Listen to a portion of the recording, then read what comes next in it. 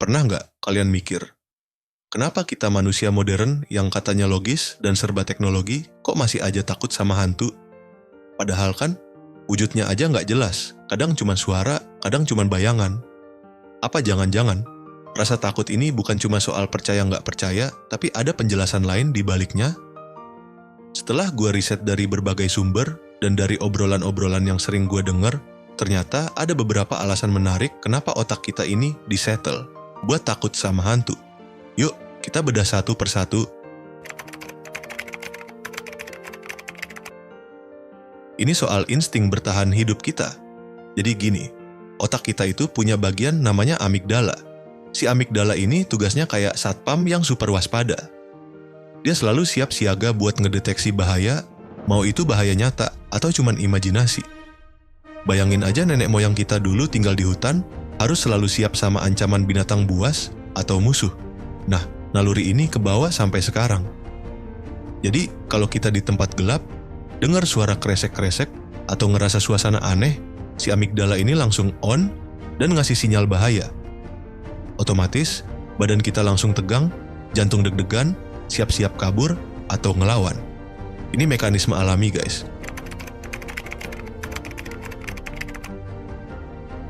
Ini soal ketidakpastian dan imajinasi liar kita.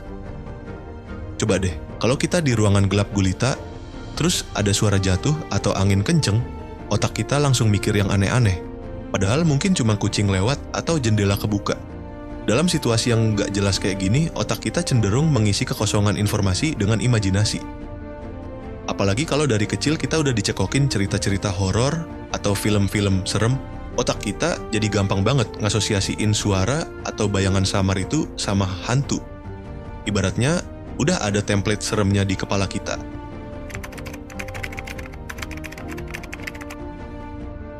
Ada fenomena yang namanya pareidolia, yaitu kecenderungan otak kita buat nyari pola atau bentuk yang familiar, bahkan di objek yang acak. Pernah kan lihat awan bentuknya kayak muka orang? Atau lihat motif di tembok kayak ada wajahnya?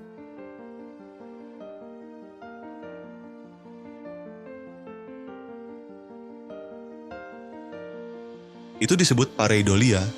Sama juga kayak kalau kita lihat tumpukan baju di kursi pas gelap, kadang kayak ada sosok orang berdiri. Atau gorden yang gerak-gerak dikira ada yang ngintip, padahal cuman efek cahaya atau angin. Tapi karena otak kita suka nyari pola, jadi deh muncul ilusi hantu itu.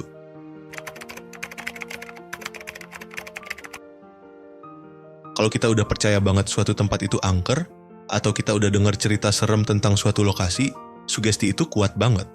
Suara angin aja bisa kedengeran kayak bisikan makhluk halus. Terus, ada juga yang namanya confirmation bias, di mana otak kita cenderung cuma memproses informasi yang menguatkan keyakinan kita. Jadi, kalau kita udah yakin ada hantu, apapun kejadian kecil yang nggak biasa, langsung deh dihubung-hubungin sama hantu. Padahal semua ada penjelasan logisnya. Ini yang paling fundamental. Kita takut sama yang nggak kita pahami dan nggak bisa kita kontrol. Hantu itu kan dianggap makhluk yang nggak kelihatan, nggak bisa disentuh, dan nggak tunduk sama hukum alam. Kita nggak bisa prediksi gerakannya, kita nggak bisa ngelawan dia secara fisik. Rasa nggak berdaya dan kehilangan kontrol inilah yang bikin kita takut. Ibaratnya, kalau ada musuh yang jelas wujudnya, kita tahu cara ngelawan. Tapi kalau hantu, mau dilawan pakai apa? Ini bikin kita merasa powerless. Bahkan, ada juga loh kondisi psikologis yang namanya phasmophobia. Ini semacam fobia atau ketakutan berlebihan yang nenggak logis sama hantu. Biasanya, kalau ketakutan hantu itu wajar di anak-anak terus hilang pas dewasa, phasmophobia ini bisa nyerang siapa aja, bahkan orang dewasa. Gejalanya bisa sampai serangan panik, nggak berani sendirian, atau takut gelap banget. Penyebabnya bisa macam-macam, dari faktor genetik, trauma masa lalu, sampai pengaruh cerita-cerita mistis yang kuat. Jadi intinya, rasa takut kita sama hantu itu kompleks banget. Nggak cuma soal mitos atau kepercayaan turun-temurun, tapi juga ada hubungannya sama cara kerja otak kita. Insting bertahan hidup, imajinasi, sampai kondisi psikologis tertentu. Terus, gimana dong biar nggak terlalu takut? Nah, beberapa tips yang bisa kalian coba. Coba pahami secara logis. Kalau ada suara atau bayangan aneh, coba cari tahu penjelasan rasionalnya dulu. Mungkin cuma kucing atau barang jatuh. Kurangi konsumsi konten horor berlebihan. Kalau emang gampang ketakutan, ya jangan terlalu sering nonton film horor atau baca cerita serem. jangan terlalu sering sendirian di tempat gelap.